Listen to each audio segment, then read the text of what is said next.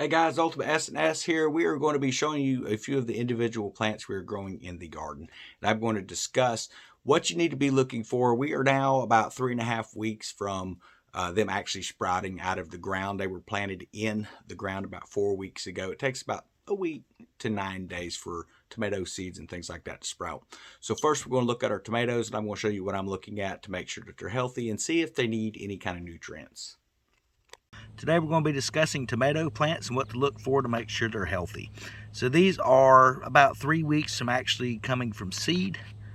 They were planted about 4 weeks ago. It takes about 7 days. So what I do is I come out here and you want to check under the canopy, and you're looking for any kind of beetles, and you're also looking for aphids, because aphids will wreak havoc on your tomato plants. As you can see, that one looks pretty good. We're going to move over to this other plant here. Back up and get that in view. So I'm not seeing any beetles. I'm not seeing any little nests. It'll almost look like spun silk, and that'll be aphids, very small spider type creatures. But I'm not seeing anything on there. There were quite a few ladybugs out here the other day, so I'm assuming they've cleaned pretty much all that off and moved on to another plant. Let's come over here to this plant. So everything's looking pretty good with our tomato plant so far. So one thing I've always prided myself on is my tomato plants. I've always loved raising tomato plants, growing them, trying to get as much fruit as I can and the largest fruit possible. And sometimes you have to sacrifice the quantity of the tomatoes that you're producing for a more quality type tomato. And as those age out, we're going to explain how to prune those plants for maximum production as well. So next, we're going to be looking at our melon plants. So these are watermelon plants. I'm going to show you one of them, what it is that I'm looking for. This is probably about the same. It's probably about 3.5, 4 weeks, maybe actually a little bit less, because it seemed to recall these tomato or these melon plants actually sprouting about 2.5 weeks ago, but somewhere around 3 to 4 weeks, we'll call it. But what I'm looking for here, we're going to explain. Okay, so over here we have our melon plant. Got a few turnip plants still stuck over here, but what we're looking for is you want to look down around your new growth on your stems, and you're going to look to see if you see any beetles for one, but you're really looking for aphids. That's going to look like a little spider nest. I'm not seeing a lot of beetles. I'm not seeing any aphids on our stuff out here. Something else to watch for is fire ants. You want to make sure you don't have fire ants setting up next to your root ball. So typically I'll take and I'll just smash them where I see them. That way they don't go back and report something. But you know, you just have to keep an eye on it. When I do get fire ants out here, I use diatomaceous earth. I don't use poisons, and that typically gives them enough motivation to move their nest. And the same thing is going to be true for your watermelon plants or cantaloupe, whatever type of melon you're going to be growing, guys. Is you want to make sure that they have a good source of nutrition. You need to be checking around under the plant where the main root ball is, like every day, because it does not take long for some type of a fire ant, if you're down here in Florida, or ants up in North Carolina, the red ants and things like that. They like to get down there and eat around those roots because a melon plant draws in so much water. It's kind of like cheating for them. They can get some food material and some moisture to take back to the hive, and they will completely decimate your melon patch if you're not careful.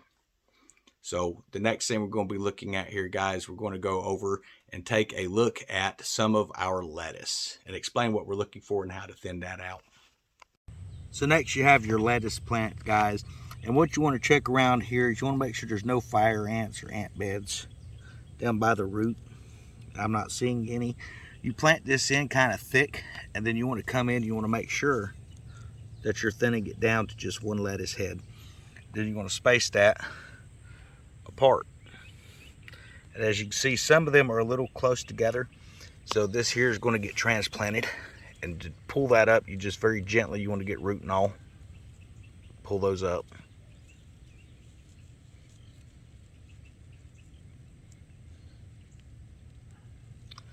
Then what you can do with these is you can transplant these in another part of the garden where maybe something has it coming up. Or what I'm going to do, because I've actually got a full garden at the moment, is just going to shake the dust off a little bit, making a small pile over here. This is going to get fed to my rabbits. So all I'm doing today is just thinning out a little bit. So like right here, we're seeing some really dry looking dirt, and it just rained. So I'm looking to make sure there's no fire ants in there. Then you want to just make sure you keep that thinned out to just one head.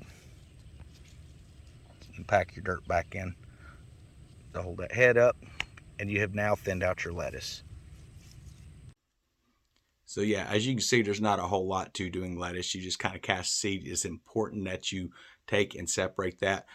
Depending on type of lettuce you're growing is how wide it's going to be. Typically, I try to make sure that there's at least 6 inches, preferably 9 inches between the edge of the plant on each side to the next plant. That gives it room to grow. Now, if you're going for large heads of lettuce, then you're going to need more room than that. I don't let my lettuce get to maximum growth just because it seems like the leaves are a little less tender that way. So I typically will harvest mine halfway in, or harvest leaves as it's growing, which is the way to keep it producing. If you harvest the outside leaves, it just keeps blooming from the inside and opening up.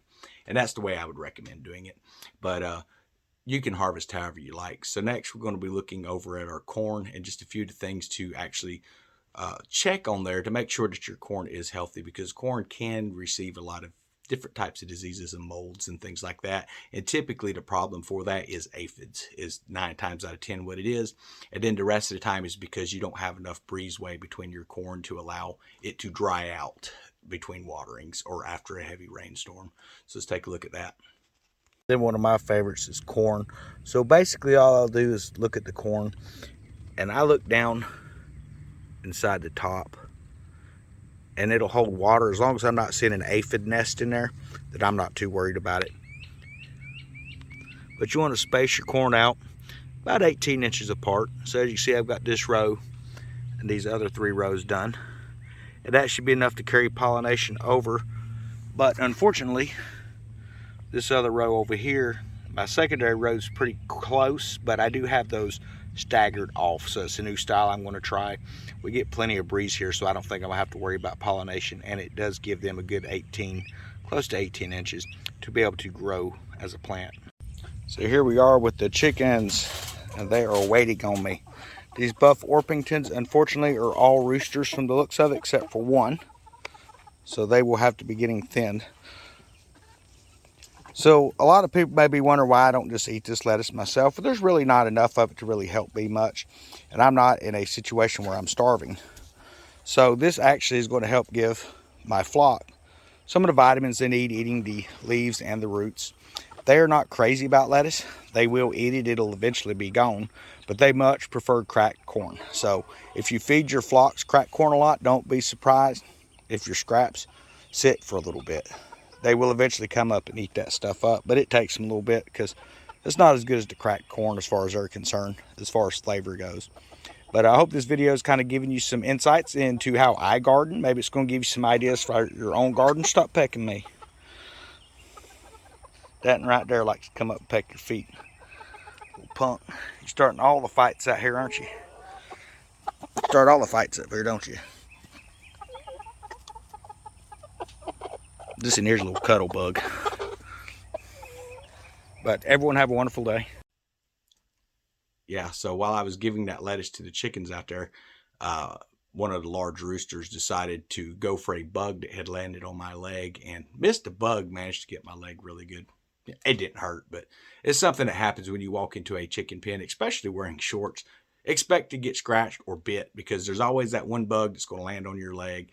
They don't attribute your leg to actually being attached to you. They're just going for the bug. But they enjoyed the garden scraps and things like that, and that's just stuff that we're pulling out now because we actually have an overproduction, which is surprising. I went heavy with the seeding and ended up didn't really need to. So it's nice that we're going to have a lot of different types of varieties out there. We didn't go over to okra and things like that yet because they're not very large, and we're checking for a lot of the same stuff that tomato plants have.